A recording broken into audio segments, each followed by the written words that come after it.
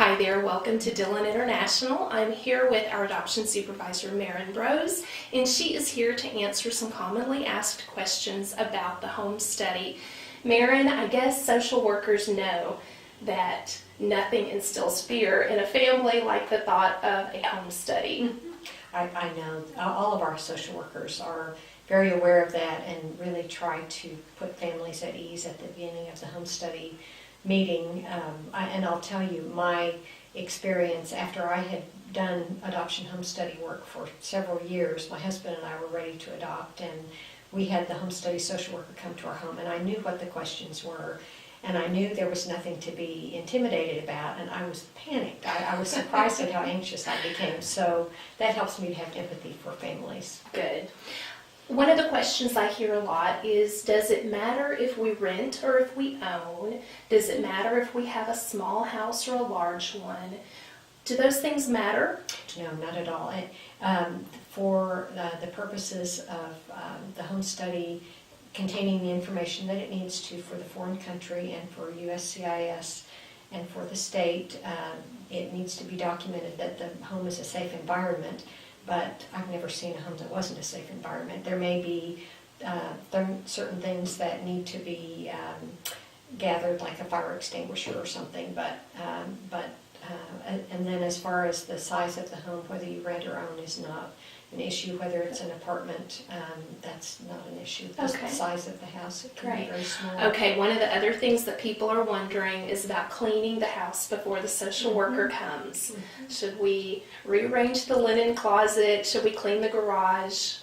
Right, those are good questions. If families feel better cleaning the garage, that's fine, or cleaning the closets, but the social worker is probably not going to look in them unless you want her to. She just needs to get a general walkthrough of the house so that she can verify it's a safe environment. So really then the home study is not so much about the house, it's about the family. So what is the social worker looking for? Why is she there?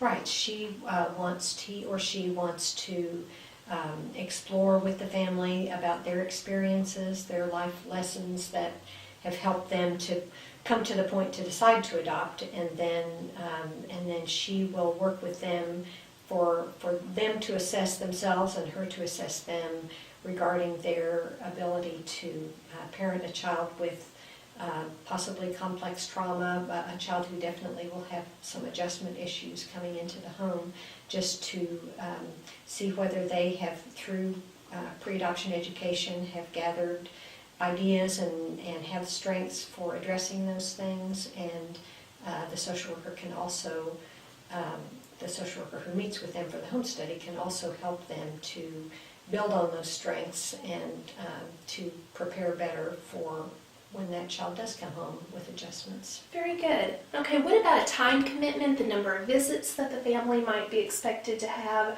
How long are the visits going to take? Is it a big time commitment? The visits, usually there are 2, maybe 3 visits in a home study process. China is the only country that requires 4 home study visits.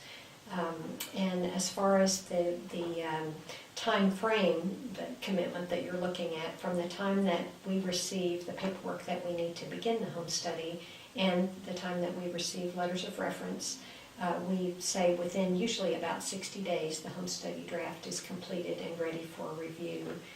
Good. So within 60 days you're ready, and then you can wait for your child. How exciting. There's more paperwork to keep you busy before your child comes home. But at least you're past the dreaded home study. Yes, Well, thank you, yes. Marin, for those nice answers. If you have any other questions, of course, Marin Brose will be happy to help you at Dillon International, and Dillon would be glad to help you to bring your child home. You can get more information about our agency at dillonadopt.com.